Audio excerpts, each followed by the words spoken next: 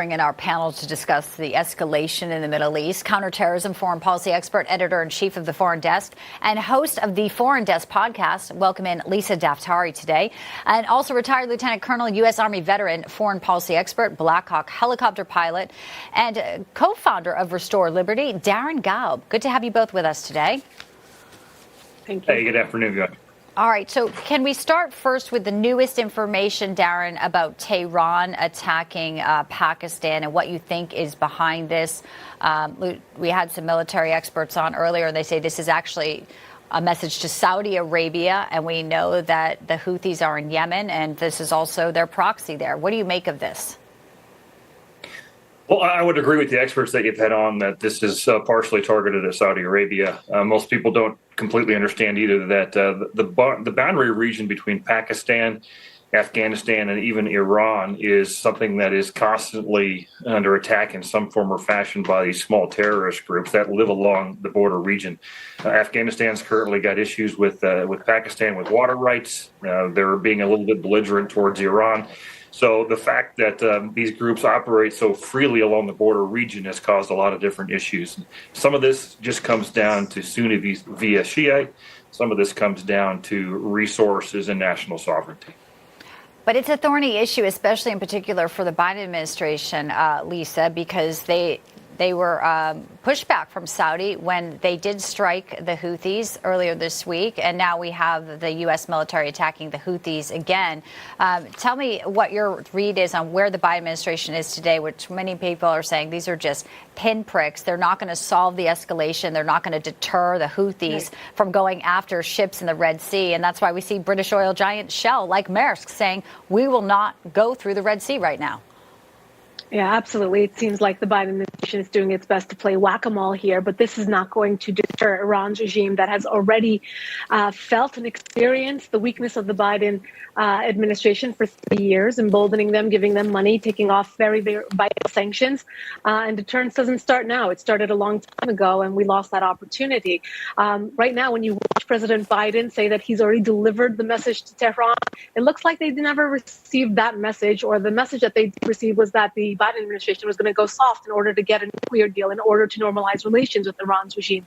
So now when we see these different proxies in Syria, Iraq, of course, in Lebanon, in Gaza, we see the array, the vastness of Iran's regime spreading its influence throughout the region. That is exactly what it set out to do in 1979 when they came into power in Iran, is to spread their brand of Shiite Islam throughout the region. And they're doing a great job in the Biden administration, only helping them in that endeavor. Sure. And as we watch and wait to see the response, the Pentagon briefing starts in about 8 minutes. We'll be monitoring that. Darren, what do you make of the situation in Erbil last night, where we had Iran firing ballistic missiles near the U.S. consulate there, American forces?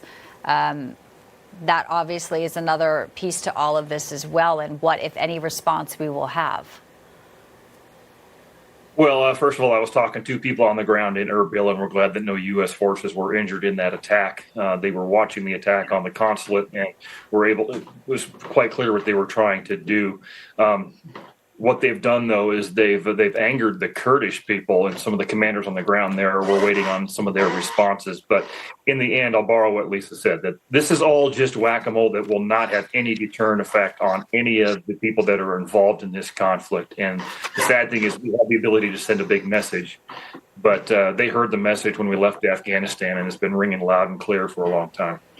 You know, and I think also another thing, when we watch, the Iowa caucuses last night, we're talking about political, possibly, a new president in the White House, if it's Donald Trump, and then what they want to do and accomplish while Biden still has a term left, right? That is some of the concern. Will they take this administration and know that it's weak, that it's feckless?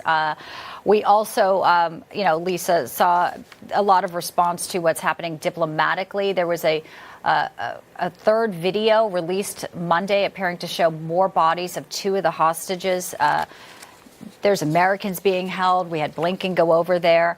But this still is something that's tearing at the heartstrings. So as we have Iran doing economic pain, we have the mental pain, we have the physical pain here as well. And we have the terrorists leading the way. You notice how we, as the free world, whether it's Israel, our democratic ally in the region, or here in the United States with Europeans, we are waiting for the terrorists to make the next move, whether it's Iran's regime or Hamas. We're taking our news from Hamas. There was so much of this video on social media and on mainstream channels yesterday that, I kept commenting on it. Stop spreading their news. Why are we taking news from Hamas until any news is confirmed, whether it is by Israel's intelligence or by the United States? There should not be any spreading of their propaganda. We continue to help these terrorist elements, of course, spearheaded by Iran's regime, continue to turn to Qatar, for example, to mediate, to call about for the ceasefire, to negotiate the return of those hostages. We're relying on the funder of Hamas to help us to then get the hostages back or to makes curb absolutely no a sense. Terror organization. Makes no sense at all, and we continue. And we hear the Biden administration making these comments about deterrence here. It doesn't seem to be working or getting through to our adversaries. No. Lisa, Darren, pleasure to have you both in. Thanks so much for breaking it down. Great analysis today. Thanks, Bianca.